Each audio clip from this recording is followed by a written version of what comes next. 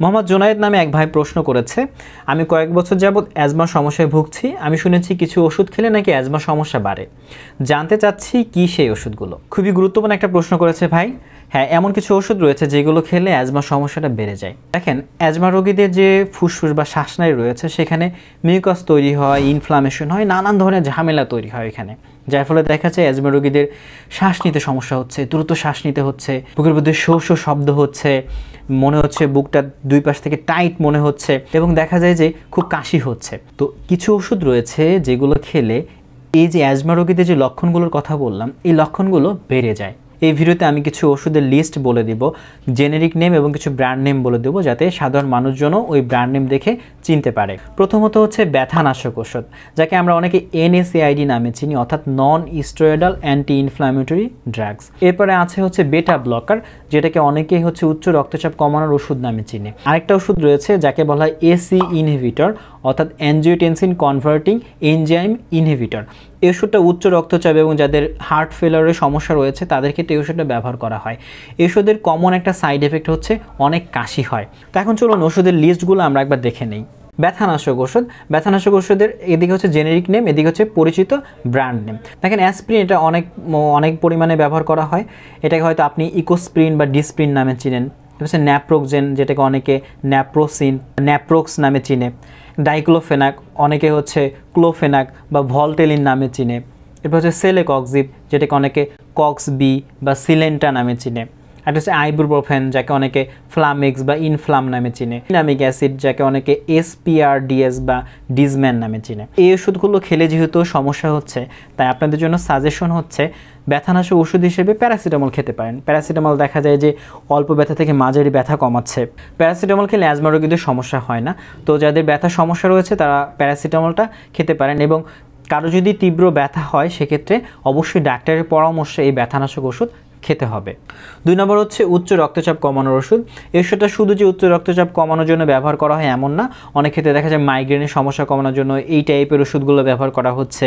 আবার অনেকে দেখা যায় যাদের হৃদস্পন্দন স্বাভাবিক না, দেখা যায় বুক ধরপড় করতেছে, অর্থাৎ হৃদস্পন্দন বাড়তেছে কমতেছে, এমন সমস্যা যাদের আছে তাদের ক্ষেত্রেও দেখা যায় বেটা ব্লকারটা ব্যবহার করা হচ্ছে। তো এই ওষুধগুলোর মধ্যে হচ্ছে ল্যাবিটালল এবং প্রোপানলল। ল্যাবিটাললকে আমরা অনেকেই চিনি হচ্ছে ল্যাবিটা নামে বা ল্যাবিজেস্ট নামে।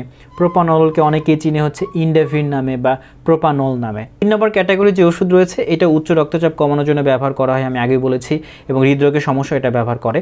তো এই ওষুধটার মেইন সাইড এফেক্ট হচ্ছে শুকনো কাশি হয়। তো এই ওষুধগুলো কীভাবে চিনবেন? এই ওষুধগুলোর নাম হচ্ছে লিসোনোপ্রিল, ক্যাপটোপ্রিল, ল্যামিপ্রিল, পেরিন্ড্রোপ্রিল। একটা ব্যাপার খেয়াল করেন যে এই ওষুধগুলোর নামের শেষে কী আছে? প্রিল আছে। এবং ব্র্যান্ড নেমের নামের শেষে খেয়াল করবেন যে পরিচিত যে ব্র্যান্ড নেমগুলো বেশিরভাগ ওষুধের নামের শেষে প্রিল রয়েছে।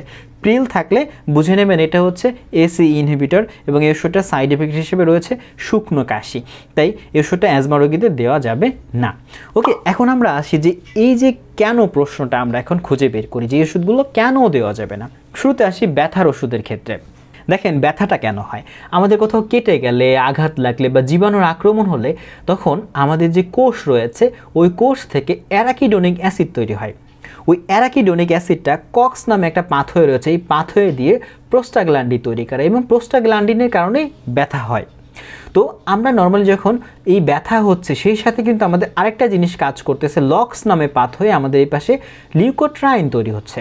এই লিউকোট্রাইনের মেইন কাজ হচ্ছে এটা আমাদের যে ফুসফুস বা আমাদের শ্বাসনালী এখানে গিয়ে কাজ করে, এখানে গিয়ে এই ফুসফুস শ্বাসনালীকে সংকুচিত করে দেয়। তো দেখেন, কারো যখন ইনফ্লামেশন হয়, কোথাও আঘাত লাগে বা জীবাণুর আক্রমণ হয়, তখন প্রোস্টাগ্ল্যান্ডিনও তৈরি হচ্ছে, লিউকোট্রাইনও তৈরি হচ্ছে। আমি যখন ব্যথানাশক ওষুধ খাবো, এই ব্যথানাশক ওষুধ কি করে? এই কক্স নামে যে পাথওয়ে আছে এটাকে বন্ধ করে দেয়, অর্থাৎ প্রোস্টাগ্ল্যান্ডিন তৈরি হওয়াটাকে বন্ধ করে দিচ্ছে। প্রোস্টাগ্ল্যান্ডিন তৈরি না হলে তখন আমাদের আর ব্যথার অনুভূতিটা আমরা পাই না, ফলে আমাদের ব্যথাটাও কমে যায়। এখন ব্যথা কমাতে গিয়ে তখন কি দাঁড়াচ্ছে? দেখেন, ব্যথা কমাতে গিয়ে এই পাশটা তো আমাদের অফ হয়ে যাচ্ছে, এদিকে আর কোনো কাজ হচ্ছে না এই পাশটাতে। সো এই অ্যারাকিডোনিক অ্যাসিড থেকে শুধুমাত্র তৈরি হচ্ছে কি লক্সের মাধ্যমে লিউকোট্রাইন তৈরি হচ্ছে। লক্স একটা এনজাইম, কক্সও একটা এনজাইম ছিল। তো ব্যথানাশক ওষুধের কারণে এই পথটা বন্ধ হয়ে গেল। এখন এই পথটা কিন্তু দেখেন বেশি পরিমাণে অ্যারাকিডোনিক অ্যাসিড থেকে লক্সের মাধ্যমে লিউকোট্রাইন তৈরি হচ্ছে, এবং আমরা জানি লিউকোট্রাইনটা কাজ করে কোথায়? আমাদের ফুসফুসে গিয়ে।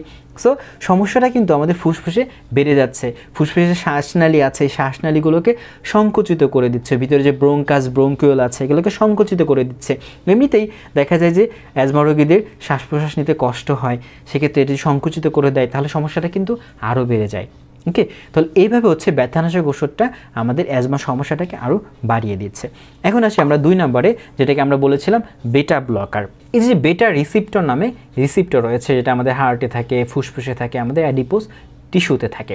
এখন আমাদের হার্টের সমস্যা, যেমন ধরেন আমাদের রক্তচাপ কমানোর জন্য বা আমাদের হার্টে যে অস্বাভাবিক হৃদস্পন্দন হচ্ছে এটাকে কমানোর জন্য আমাদের বেটা ব্লকার ব্যবহার করা হয়, যেটা মেইন কাজ কোথায় করবে? আমাদের হার্টে গিয়ে করবে।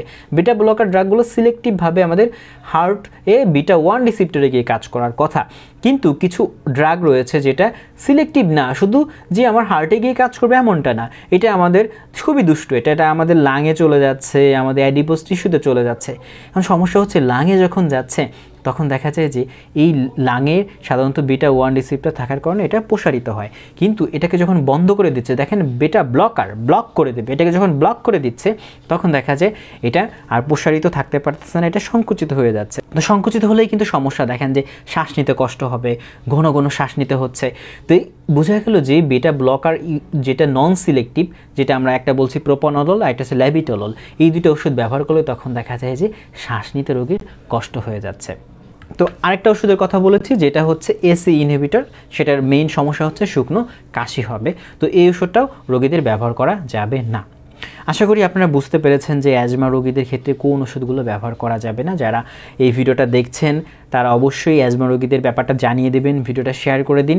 আপনাদের যে কোনো প্রশ্ন থাকলে কমেন্টে জানান, আপনাদের পরবর্তী প্রশ্নগুলো নিয়ে আমরা ভিডিও করব।